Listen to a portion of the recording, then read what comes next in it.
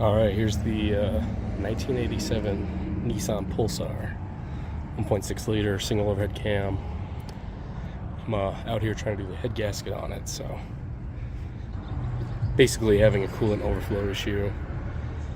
Did a combustion gas test on the coolant and it was positive. Well, I would like this to be somewhat organized, so I went through all the spark plugs here before I took them off. I put numbers on them, so we should be fine. Another distributor's got to come off, so I'm gonna have to mark that. And then all the stuff on like the airbox I've been marking. Even though it's not too bad to figure out, I got the pens, so I might as well use them.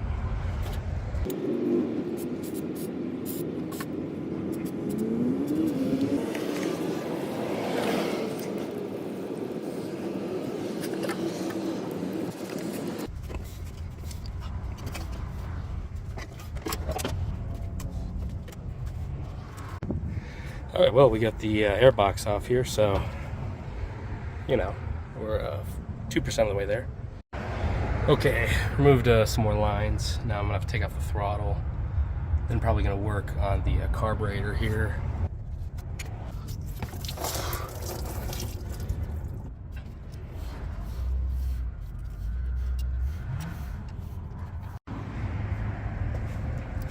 Alright, got the intake out. It was a fight, but we got it out. Alright, I think I'm going to do the exhaust first. Then we'll hit timing. To do the timing, I think we're going to take the power steering bump off. So it's going to be a whole thing. Timing, we just have to set it to top dead center to make sure all the timing is correct. And then we will be able to remove the distributor after. And then the head should come out, so...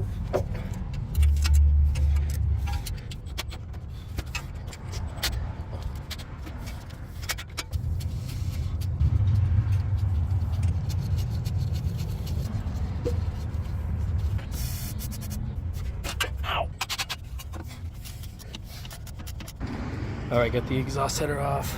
It was missing a couple header studs right there. They're supposed to be, I mean, you can see the screw hole.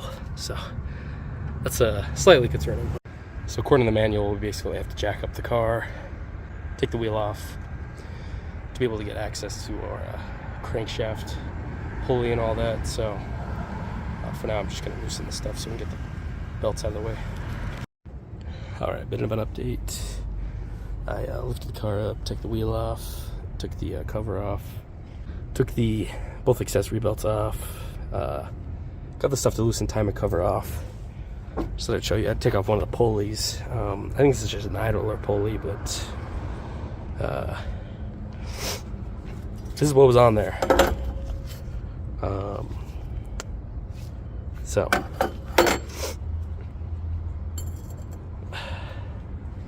yeah, you know, it's a pinnacle right there. Alright, so here we are under the passenger wheel.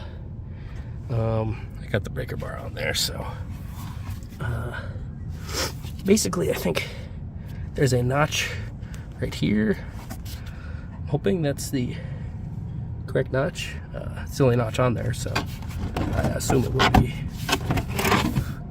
but you never know. So basically, I'm gonna see. I need to line it up with that right there. So I didn't really explain this very well, but there's a process before removing the timing belt.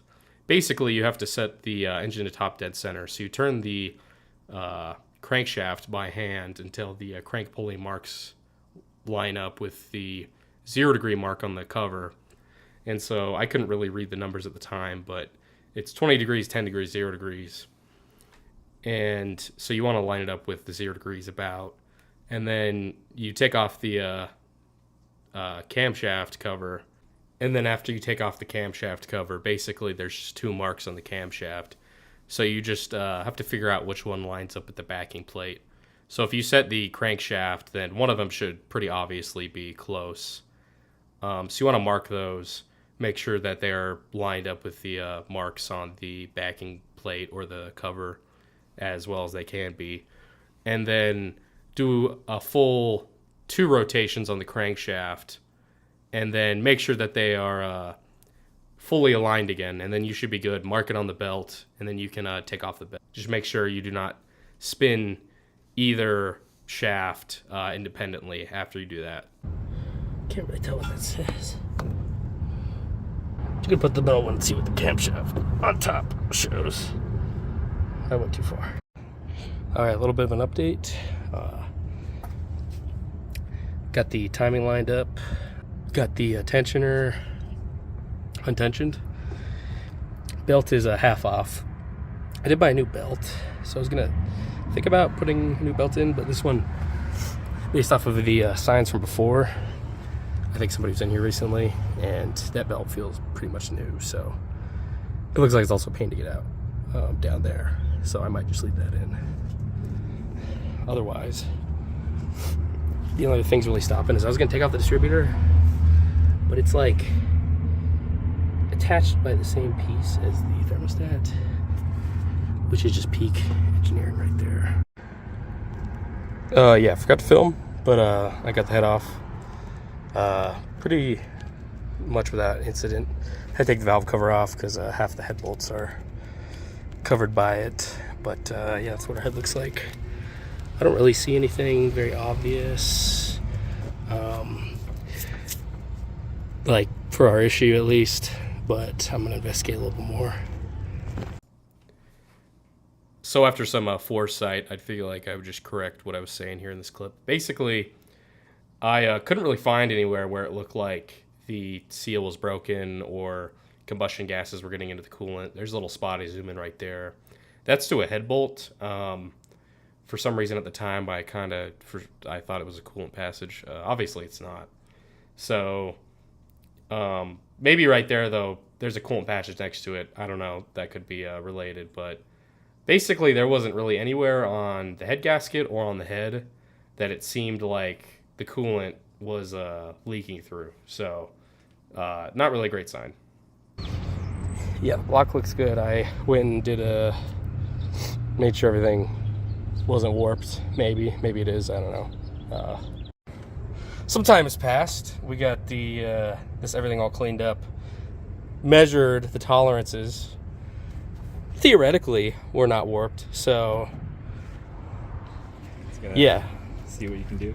Yeah, they sent me the Rock Auto sent me the wrong head gasket. Those bastards. So I got the new one, and now we're gonna begin the process of putting it on.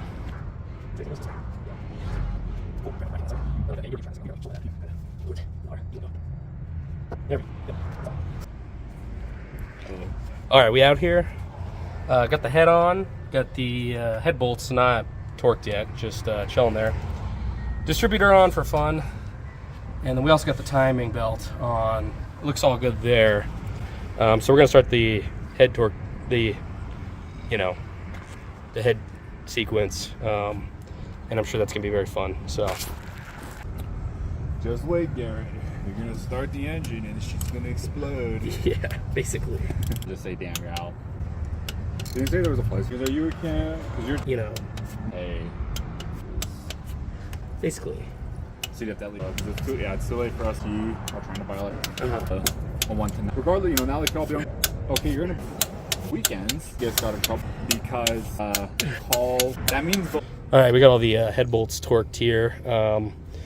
Basically did 2 passes, did one, actually did 4 passes. Cranked them to 21 foot-pounds, then 51. Loosened all of them, put them back to 21, and then 54. That's what the manual says. I'm sure they knew what they were doing, definitely, while they're designing this car. Now we're gonna go put all this stuff back over here around the belts and stuff, put the timing cover, the idler pulley that I took off, put the serpentine belts back on, and then we'll be working on the exhaust. All right, my Nissan Pulsars, I got the belts all put in there, pulleys all on there, that stuff's all done. Got the exhaust on there. It's on there theoretically. We're here a couple days later. I don't have a lot of time right now, so I figured since I got it, might as well put new thermostat in it here. Just a good idea since all the work we're doing.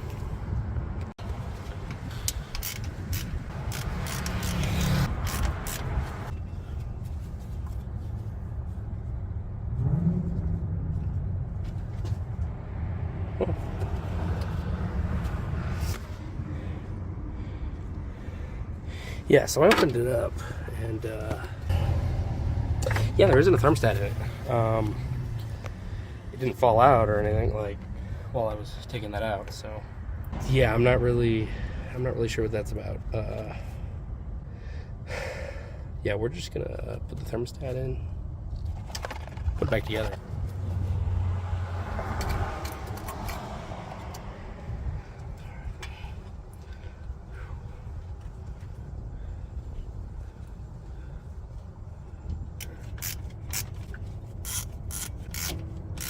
Our new thermostat is installed.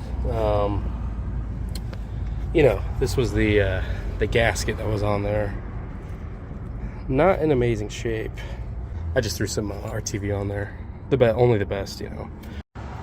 All right, well, we got the thermostat in. I also went ahead and did the valve cover here. The gasket is on there technically, so should be good. I got the intake all prepped, put on there. Not bolted down yet, but we're gonna put that on there. And then we're gonna have to figure out all these vacuum tubes and cords, so that's gonna be real fun.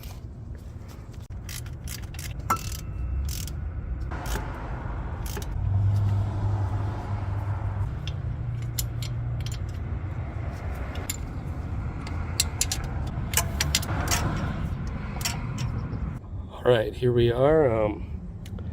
I got everything hooked back together. It took me like 2 hours. So pretty much 99% of it I feel pretty good about. There was one vacuum line over here that I looked in the photos and I actually couldn't see, but I could see it enough that I could tell there wasn't a line coming out of it. So it's always just been open like that. Great. Yeah, everything else it's all hooked up all fine.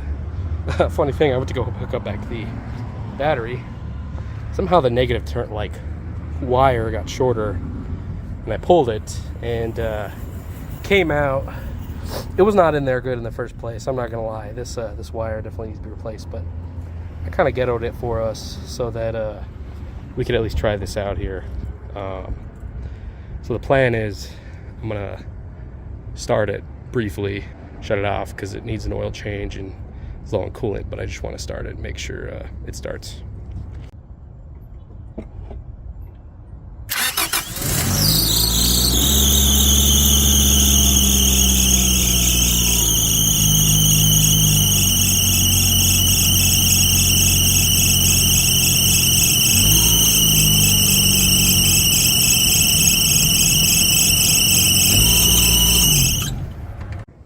Well, as you hopefully just heard, it starts.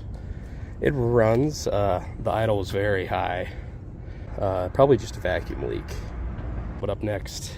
Compression test. Trying to fix up some of the other issues on this. Also, the belt was squealing pretty bad. I don't know which belt it was, but it didn't seem to want to stop, so we'll probably have to do something about that. Yeah, overall success.